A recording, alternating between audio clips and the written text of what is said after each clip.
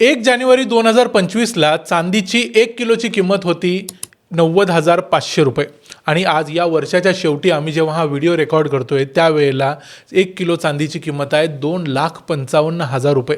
म्हणजे या वर्षाच्या सुरुवातीला चांदीमध्ये जर कुणी 1,00,000 रुपये गुंतवले असते तर आज त्याची किंमत 2,50,000पेक्षा जास्त झाली असती. म्हणजे चांदीच्या किमती इतक्या वेगानं का वाढत आहेत आणि विशेषतः मागच्या आठवड्याभरात 7 दिवसात चांदीची किंमत 32,700 रुपयांनी वाढलेली आहे. मागच्या 2च दिवसात 20,000 रुपयांनी वाढलेली आहे. मग चांदीच्या किमती इतक्या वेगानं का वाढत आहेत? चांदीच्या किमती वाढण्यामागं नक्की कोण असा हा सगळा गेम करतंय?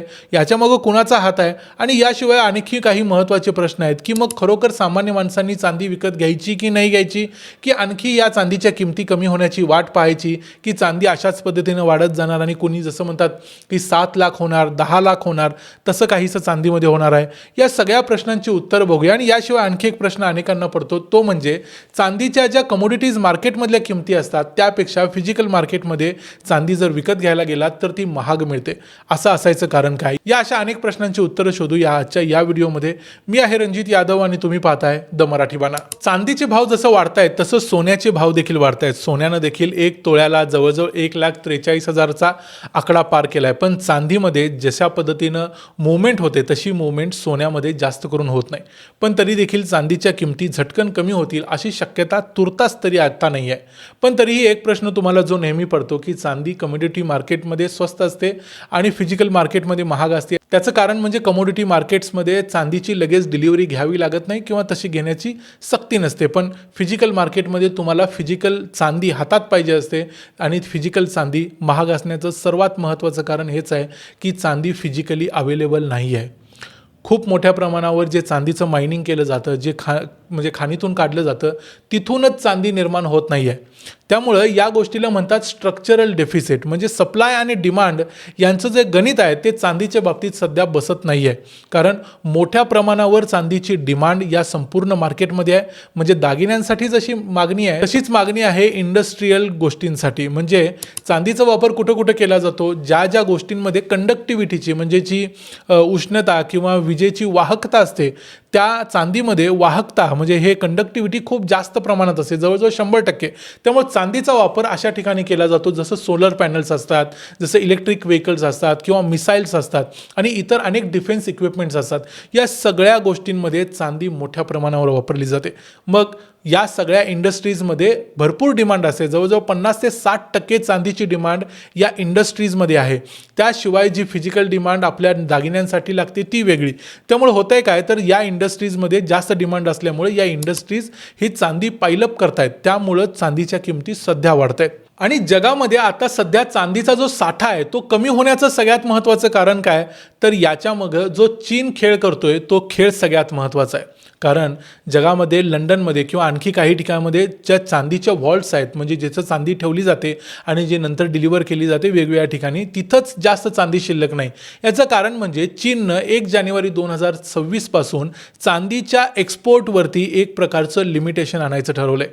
म्हणजे काय तर चीनमधून जी मोठ्या प्रमाणावर चांदी जगभर एक्सपोर्ट केली जाते त्यावर आता चीन लिमिटेशन आणणार. म्हणजे तिथले जे लोक चांदी एक्सपोर्ट करतायत त्यांना थांबवणार. जे छोटे प्लेयर्स आहेत यामध्ये सर्रास त्यांची चांदी विक्री जवळजवळ बंदच होणार आहे आणि जे मोठे प्लेयर्स आहेत त्यांना चीन लायसन्सिंग करणार. म्हणजे त्यांना लायसन्स देणार. ज्यांच्याकडं लायसन्स असेल तेच लोक चांदी विकू शकतात म्हणजे एक्सपोर्ट करू शकतात. म्हणजे होणार काय तर जगामध्ये आता जेवढी चांदी सध्या मार्केटमध्ये येते त्यापेक्षा कमी चांदी 1 जानेवारी 2026 पासून मार्केटमध्ये येईल. कारण चीनमध्ये हा जो बॅन असणार आहे किंवा लिमिटेशन्स आहेत ते ॲक्टिव्ह होतील. त्यामुळे चीन या सगळ्याच्या मागं मोठ्या प्रमाणावर सध्या काम करतोय. जगामध्ये जी चांदी निर्माण केली जाते म्हणजे खाणीतून जी काढली जाते तिचं सगळ्यात जास्त प्रमाण कुठं आहे तर मेक्सिकोमध्ये जवळजवळ 24%, त्याशिवाय चीनमध्ये 13% आणि पेरूमध्ये 13%. हे 3 मोठे प्लेयर्स आहेत. पण तरी देखील मेक्सिकोमध्ये मोठ्या प्रमाणावर जरी मायनिंग केलं जात असलं तरी त्याचं रिफायनिंग करण्याची कपॅसिटी चीनमध्ये सर्वात जास्त आहे. त्यामुळे जरी कुठल्याही देशात मायनिंग केलं तरी ही सगळी चांदी ही जी रॉ चांदी असते ती चीनमध्ये जाते. चीनमध्ये त्याचं रिफायनिंग केलं जातं आणि शुद्ध चांदी जी मार्केटमध्ये विकली जाते ती चीनकडून पुन्हा जगाला एक्सपोर्ट होते. म्हणजे होतंय काय तर चीन ही चांदी जी जगाकडे जाणार आहे ती आता थांबवायचा प्रयत्न करतोय आणि म्हणून जगामध्ये उपलब्ध असणारी जी फिजिकल चांदी आहे तीच कमी झालेली आहे. चीननं जसं आता चांदीच्या बाबतीतलं धोरण ठरवलंय तसंच काहीसं त्यांनी रेअर अर्थ मिनरल्सच्या बाबतीत केलंय, तसंच गॅलियम, जर्मेनियम यांच्या बाबतीत केलंय. रेअर अर्थ मिनरल्स जे असतात ते सुद्धा इलेक्ट्रिक व्हेकल्समध्ये लागत होते. जगभरात सर्व देशांमध्ये डिमांड आहे. डोनाल्ड ट्रम्प चीनवरती वैतागलेले आहेत, त्यांना रेअर अर्थ मिनरल्स पाहिजे आहेत, भारताला पाहिजे आहेत, पण चीन द्यायला तयार नाही. जगातल्या सगळ्या इलेक्ट्रिक व्हेकल्सच्या कंपन्यांना त्यांनी एक प्रकारे रोखून धरले. चीनची ही पॉवर आहे आणि म्हणूनच चीन अशा प्रकारची जी बॅन आणतोय, लिमिटेशन आणतोय, त्यावर पर्याय म्हणून आता सध्या ज्या इंडस्ट्रीज आहेत त्या मोठ्या प्रमाणावर चांदी पाईलअप करून ठेवतात, म्हणजे आपल्याकडे साठा करून ठेवत आहेत, जेणेकरून भविष्यात जेव्हा चांदी मिळायचीच जणू काही बंद होईल त्यावेळी त्याच्यावरती पर्याय म्हणून आत्ताच साठवून ठेवा, असं सध्या इंडस्ट्रीजमध्ये चाललंय. मग तुम्ही म्हणाल की जगभरातल्या इतर अनेक देशांमध्ये चांदी सापडत असेल, अमेरिकेत सापडत असेल, त्यांनी स्वतः मायनिंग करायची आणि चांदी मार्केटमध्ये आणायची, पण ते सोपं नाही. चांदी ही डायरेक्टली मायनिंग केली जात नाही. कॉपर, झिंक किंवा लीड जिथं सापडतं त्या ठिकाणी बाय प्रॉडक्ट म्हणून चांदी सापडते आणि ती चांदी काढून मग रिफाईन केली जाते. ही सगळी कपॅसिटी बिल्ड करायला 10 वर्ष लागू शकतात एखाद्या देशाला. एवढी अवघड प्रोसेस आहे आणि चीननं ही सगळी प्रोसेस अगोदरच करून ठेवल्यामुळं चीनकडं हा ॲडव्हान्टेज आहे. म्हणून मग आता जे 32 हजारांना एका आठवड्यात चांदीची किंमत वाढते त्याचं कारण हे आहे, कारण जगभरामध्ये अशी कपॅसिटी अचानकपणे निर्माण करता येणार नाही आणि म्हणून चांदी जगात आता सध्या जेवढी दिसते आहे त्याच्यापेक्षा त्याची संख्या किंवा त्याचा जी क्वांटिटी आहे येणाऱ्या काळात कमी होणार आहे. मग आता सगळ्यात महत्त्वाचा प्रश्न राहिला की मग आपण चांदी खरेदी करायची काय? जर चीननं असंच लिमिटेशन ठेवलं आणि जगभरात चांदीची जी सप्लाय आहे ती अशीच कमी होत गेली तर काय करायचं? तर चांदीच्या किमती वाढत जाणार. मग आता 2.5 लाख आहे आणि काही दिवसांनंतर 5 लाख, 10 लाख होणार. म्हणून आपण चांदी खरेदी करायची काय? तर या प्रश्नाचं उत्तर डायरेक्टली आपण नाही असं सध्या तरी देऊ शकतो, कारण भविष्यात 5-10 वर्षानंतर काय परिस्थिती असेल हे आत्ताच सांगता येत नाही. चांदीच्या किमती 2026मध्ये वाढत राहण्याची शक्यता आहे, पण त्यानंतर मात्र या किमती कमी होऊ शकतात. त्याचं दुसरं कारण म्हणजे चांदीला एक नवीन पर्याय निर्माण केला जाऊ शकतो.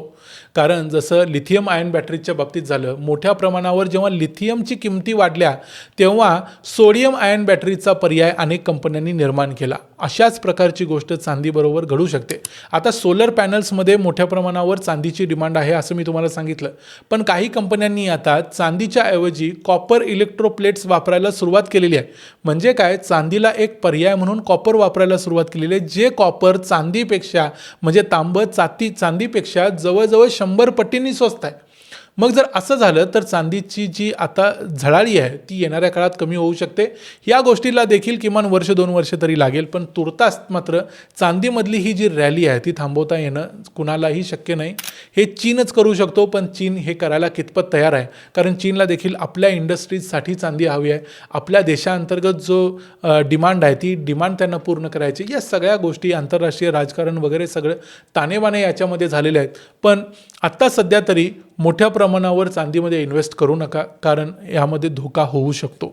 या चांदीच्या मुद्द्यावर तुमचं काय मत होतं ते आम्हाला कमेंट्समध्ये जरूर सांगा. व्हिडिओ आवडला असेल तर व्हिडिओला लाईक करा, चॅनलला सबस्क्राईब करा. पुन्हा भेटू पुढच्या व्हिडिओमध्ये. तोपर्यंत पाहत रहा द मराठी बाणा. जय हिंद, जय महाराष्ट्र.